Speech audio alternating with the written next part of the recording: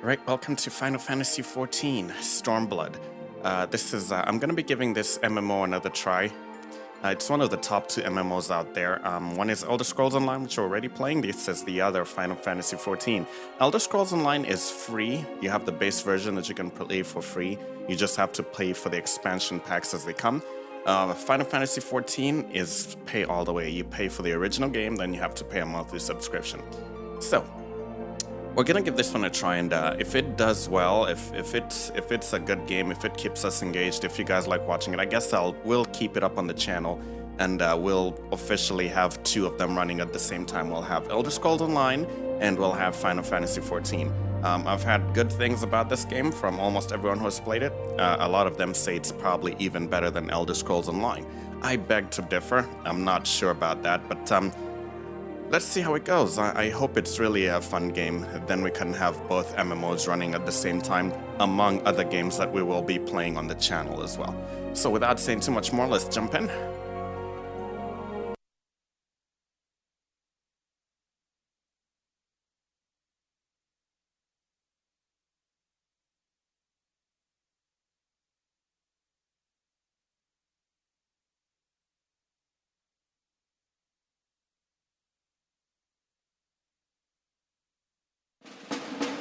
Okay, first thing I want to do always is configuration. We're going to be doing the PS Pro. Everything looks good here so far. All the music is at 100%. I don't have a problem with that. I'm going to say we go ahead and start this. Okay, Final Fantasy XIV requires connecting to one of 3 data centers to play. The closer your physical location to the data center, the smoother gameplay will be. The center you have selected is recommended for residents of North America. Select if you wish to create a character and play one of the worlds listed. Each data center contains several unique worlds. If you have already decided on which world you are going to play, you must select the corresponding data center. Behemoth. Oh, there's quite a number of worlds.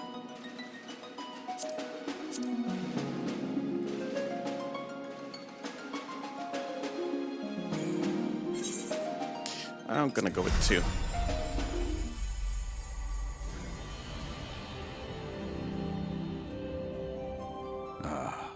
Hydaelyn. A vibrant planet blessed by the light of the crystal. Amid azure seas, encompassing the westernmost of the 3 great continents, there lies a realm embraced by gods and forged by heroes. Her name, Eorzea. The annals of Eorzean history chart the rise of a succession of great civilizations, each one enjoying an age of peace, the Astral Eras. To date, all have proven ephemeral.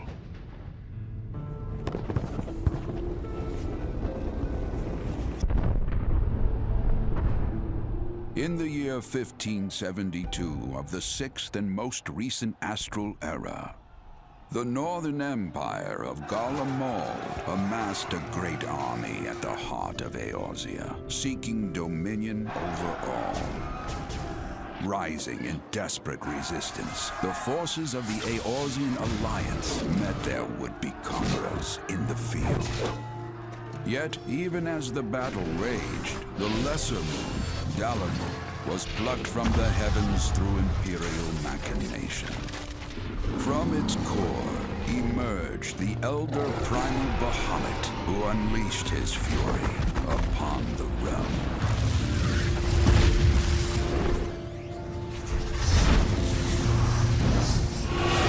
The devastation brought Eorzea to its knees and the era to its end.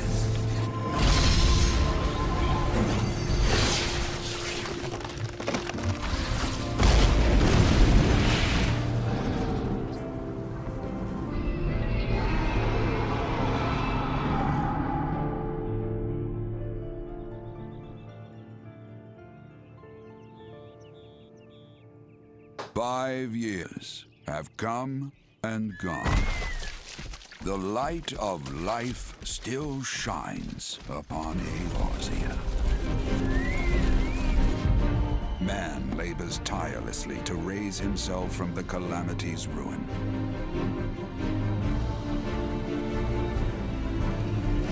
The realm is forever changed, a stranger to him once more. Yet heedless of what lies ahead, he shall press on. Spurred by the promise of peace and prosperity. Amid this period of great change, an adventurer arrives in Eorzea, one whose tale is yet unwritten.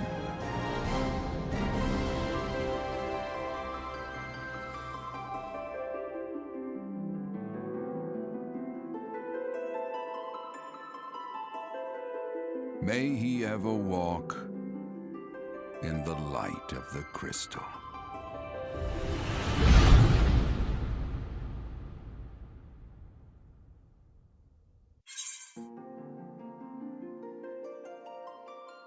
Okay, welcome to Eorzea. Before your adventure can begin, you must first create a character. Okay.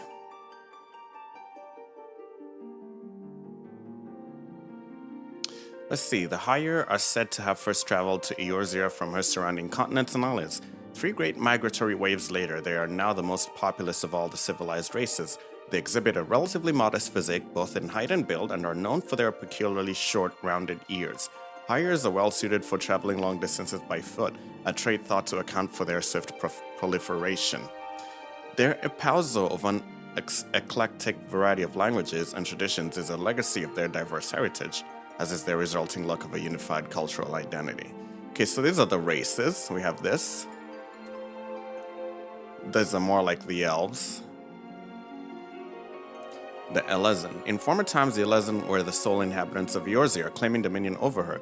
Traditionally nomadic people, the tall, slender Elezen believed the realm to be theirs by divine right. Unfortunately, this belief made the eventual appearance of Haiyu in their multitudes akin to an invasion, and a long history of conflict ensued. Ultimately, the Elezen diverged into the 2 clans that exist today. The Wildwood Elezen took to the forest to protect their homeland, while the Duskwhite Elezen withdrew to caves and subterrane, opting instead to avoid all contact with any but their own. I don't think we're gonna be doing that. This guy is cute. Lalafell. A wee people sporting short, rotund bodies, the Lalafell appear as no more than children to the eyes of most. Many of these nimble little folk hail from the islands of the South Seas, where they practice a simple agricultural lifestyle. It was not until the opening of the maritime trade routes that the gradual migration of Lalafells to Eorzea began. Now one of the most well-established races in the realm, Lalafells can be found in great numbers in nearly every city. Though Lalafellan culture places great emphasis on blood relations, individuals are known for getting along amicably with members of all races. Not my style. This is the Khajiiti equivalent. The ancestors of the Miqote made their way to Eorzea during the Age of Endless Frost, traversing the frozen seas in pursuit of wildlife upon which they subsisted. Adaptation to a hunting lifestyle has fashioned them with a keen sense of smell, powerful legs, and a tail which provides them with exceptional balance. Miqotes are known to be very territorial, and many individuals tend to lead solitary lifestyles, particularly males. Okay, this looks like an orc. Rogadin. Known for their brawny builds and piercing eyes, the Rogadin are the largest and most rugged of Eorzea's races. The majority of the realm's Rogadin belong to the Sea Wolf clan, a maritime people who earn their keep on or by the sea, be it as sailors, fishermen, or pirates. Comparatively fewer in number are the Hellsguard, who are known for their more earnest demeanors and can often be found working as bodyguards and smithies. Okay, this is totally different. Ura, or the Aura. The curved horns and beautifully patterned scales that characterize the Aura often give rise to speculation that members of this higher-like race native to the far eastern continent of Othard are in fact the progeny of dragons. This, however, has long been disputed, with scholars citing several distinct differences in the 2 races as evidence of decidedly similar roots. The first and foremost being the enhanced hearing and spatial recognition granted by an Aura's cranial projections, traits not attributed to draconian horns, and the second being the gross disproportion in body mass between Ori males and females, again a trait widely unseen in dragons. Okay. I think I'm gonna go with this.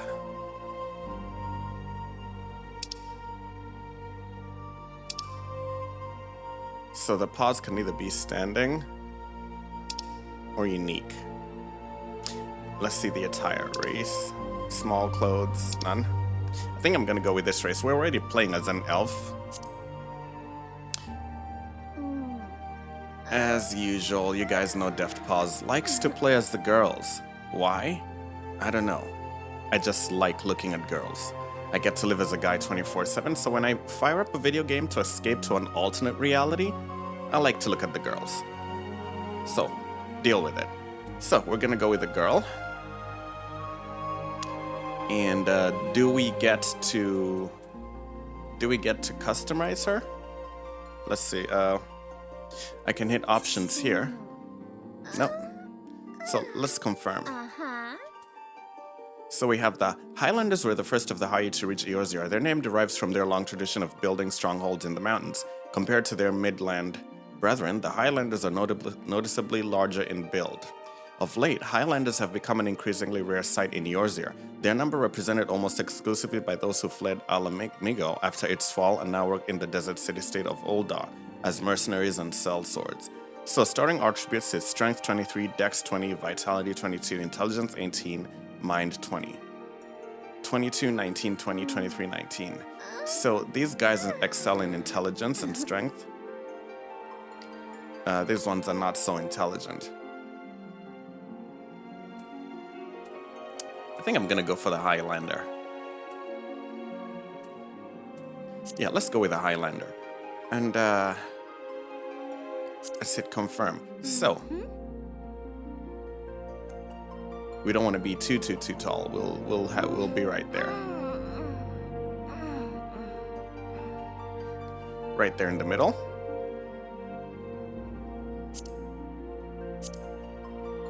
Okay, so how do we head over to this other side? Let's see, rotate tilt camera option button pad.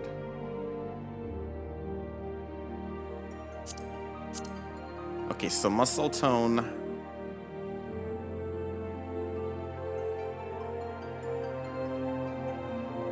Yeah, we'll just be smooth.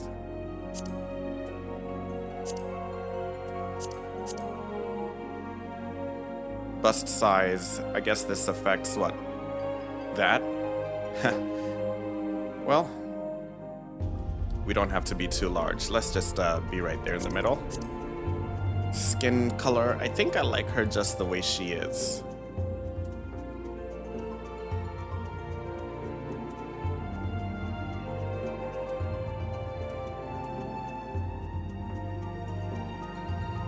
I think I like that just the way she is. So we'll keep that hairstyle. Okay, this is gonna waste a lot of my time.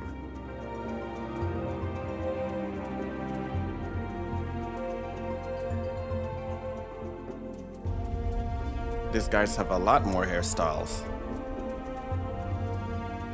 Okay, definitely we're gonna go back.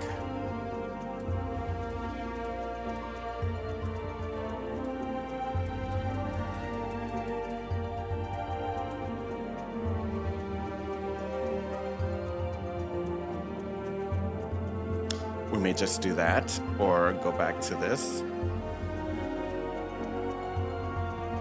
You know what? I'll just settle for the original hairstyle. Okay, what's this hair color? I actually thought the character was perfect the way they were. And I'm hoping there is a way to go back in later and change your appearance. Face.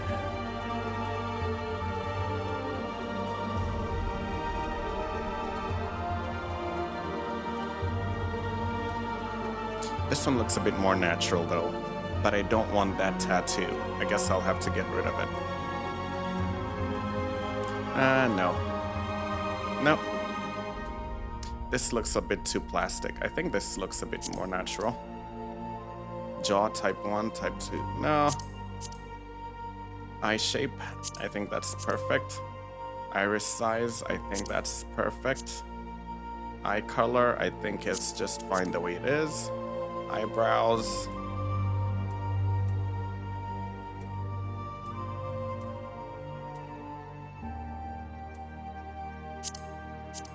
I'll go with that.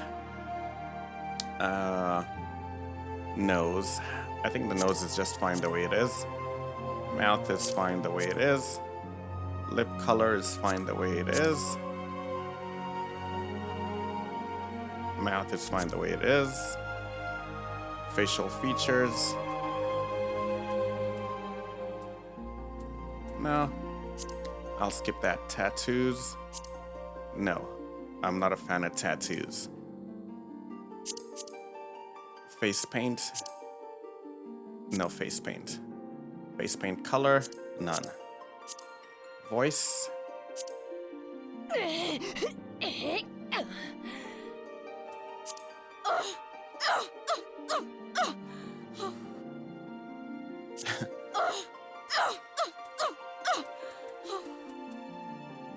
think I'll just go with that.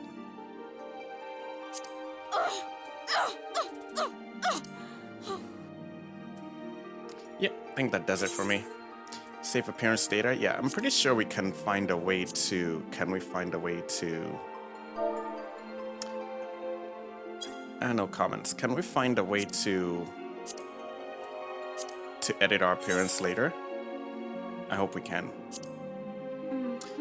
Specify your... Does this really matter?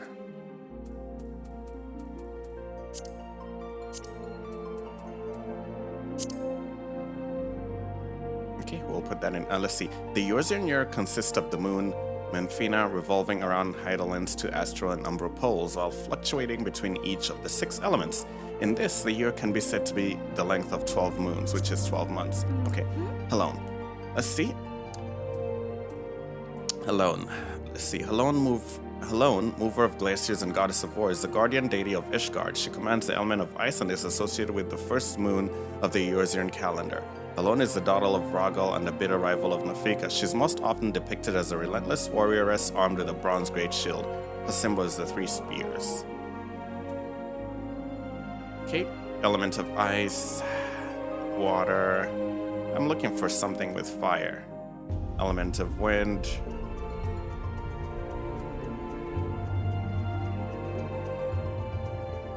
Lightning.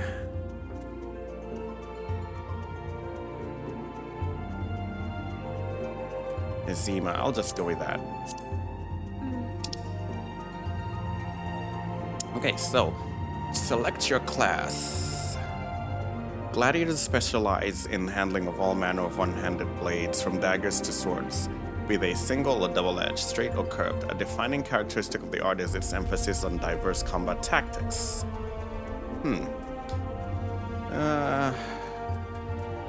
Let's look at the Disciples of Magic. Conjurer. Conjurer calls upon elemental forces present in nature and concentrates them to a potency at which spells can be woven. Thaumaturge. In the hands of a skilled practitioner, thaumaturgy can be a force of terrifying destruction. At the hand of this school of magic lies the ability to call forth and command the latent ether within oneself through introspection. I don't think I'm going to do that, Arcanist. I have a feeling I want to be an archer. Right. Because why not? The enduring popularity of the bow is a testament to its elegant design, but this simple weapon would be of little worth without the surpassing skill of those who master it, the archers. Projectile techniques such as high-angle fire enable archers to assail their foes with deadly precision even at great distances. Constant assessment of the battlefield enables them to carefully determine the most advantageous ground from which to loose, as well as the nature of the arrows best suited to their enemy. Together with the long bow sentries of the Elysian military, the short bow hunters among the Micto are widely regarded as most skilled with a bow.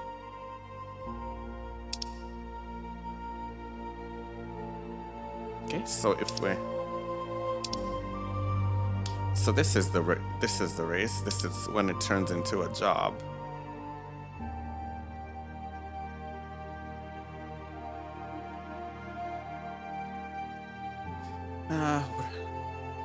Ooh, nice.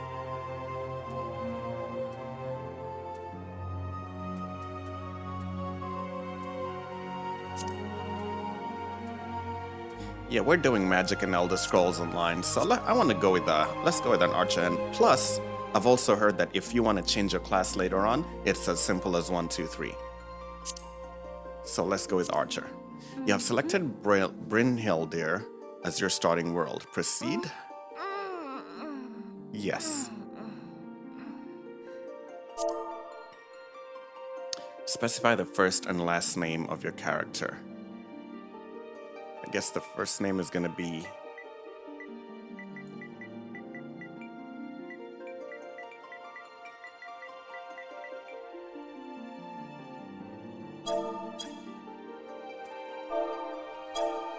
And the second one, we're gonna just do this.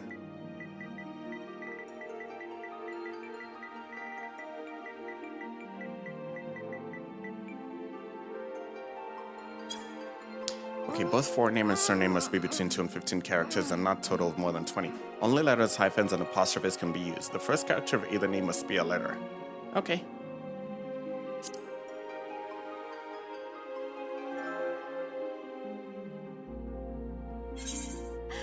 Begin a new game with this character.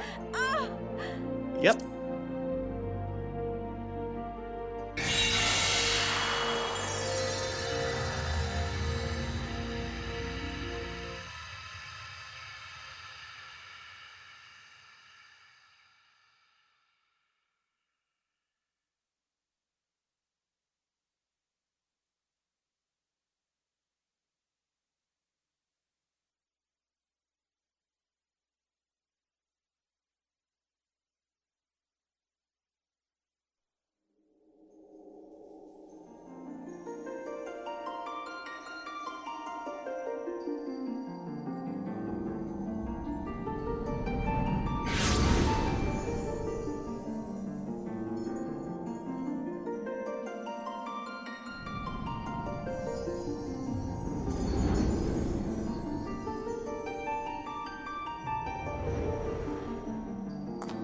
Here.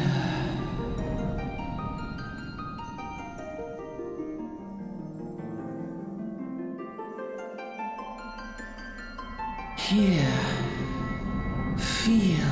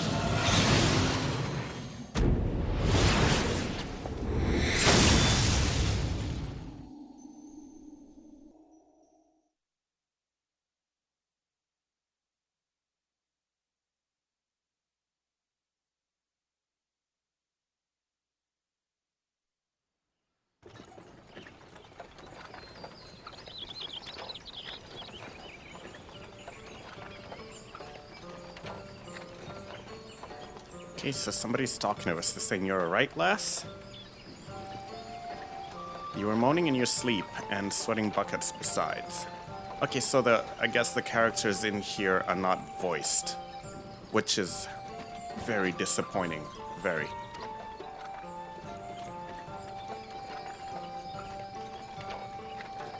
That'll be the ether, I reckon. Some are more prone to sickness than others. No need to fret, though. You'll soon get used to it.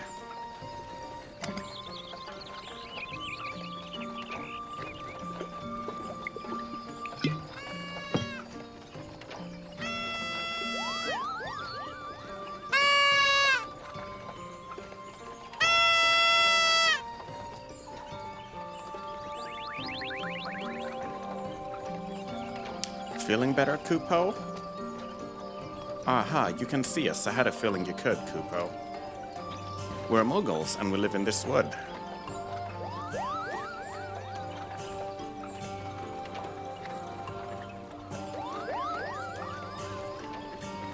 Normal folks can't see or hear us, which makes you special, Kupo.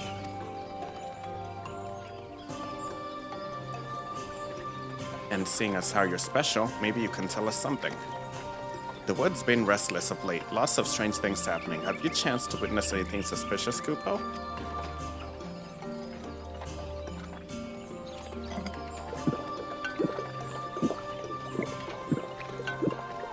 But of course you haven't, you've only just arrived. Well, there's nothing for it then, we'll just have to keep looking. Nice to meet you, Kupo.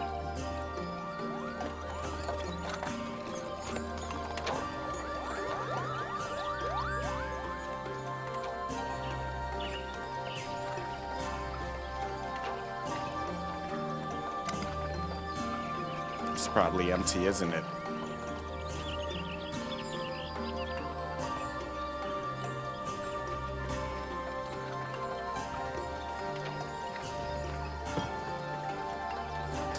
Gridania is still a fair way off, in case you were wondering. Seeing as you're awake, how's about you keep me company till we get there?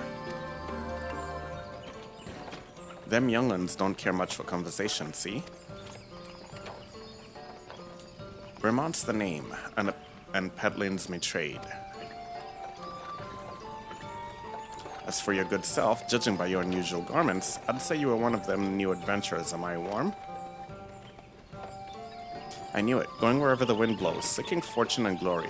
Now that's what I call living.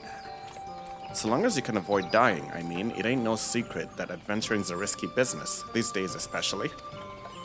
What was it that first attracted you to it? Oh, good, we finally get to respawn. Okay, so why did we become an adventurer? It's not to gain power, or glory, or a fortune. Well, let's say to win glory.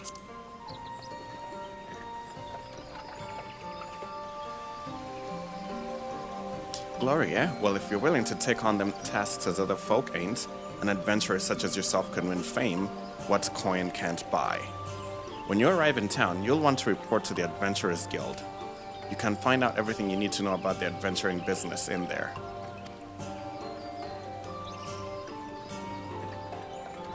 Just remember though, there are more important things than fortune and glory, such as breathing. Ain't no profit in being dead, and that's a fact.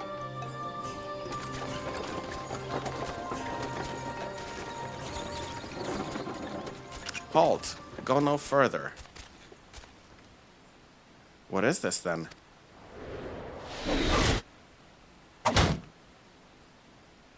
Okay. What's going on? A skirmish has broken out up ahead with the Ixa. For your own safety, you must remain here until...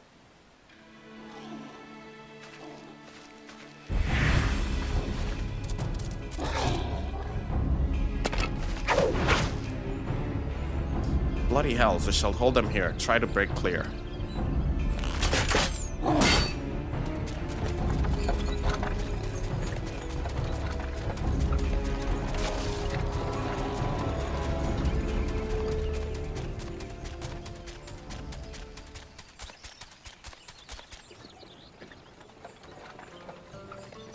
That was too bleeding close.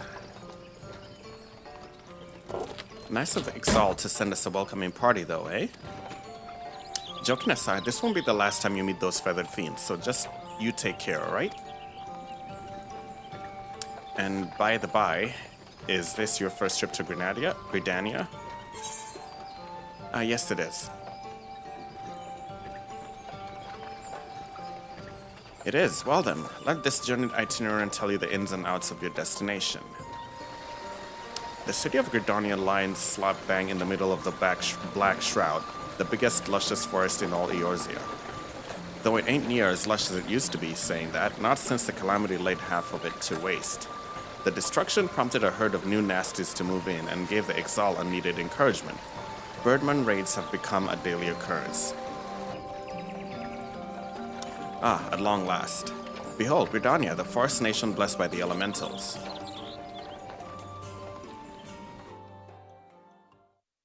The Black Shroud, the ancient forest, close to the heart of Eorzea. Beneath the boughs of its towering trees lies the woodland city-state of Gridania.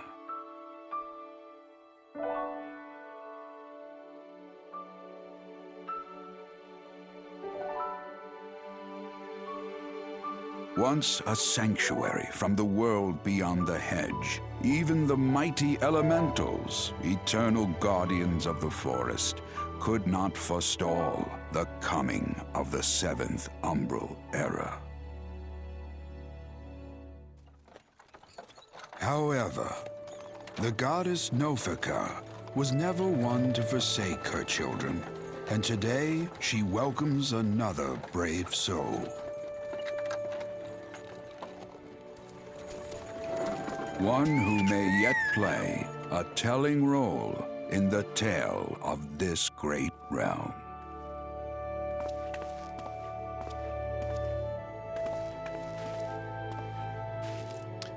Here's where we part ways, lass. I'm off to the markets to deliver me wares, then it's back to the high road for me. Here, I want you to have this, by the way of thanks for keeping me company.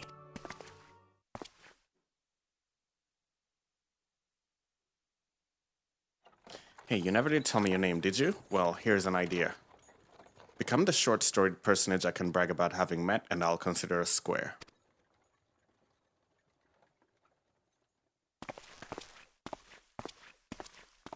May the matron take her to her bosom, that she may never want.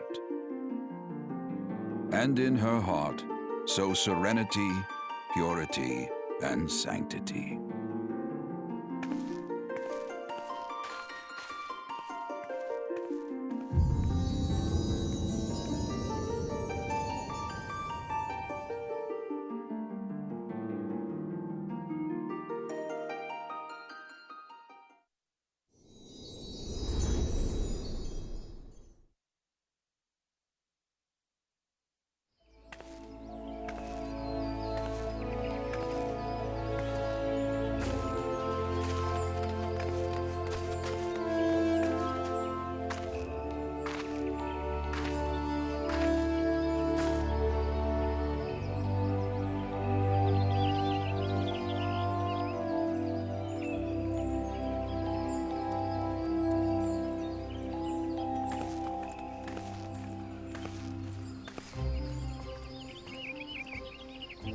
Alright, we have somebody talking to us, but we're gonna take a break right here, and we'll be right back with more Final Fantasy XIV. I gotta say, I'm very bitterly disappointed with the lack of voiced dialogue.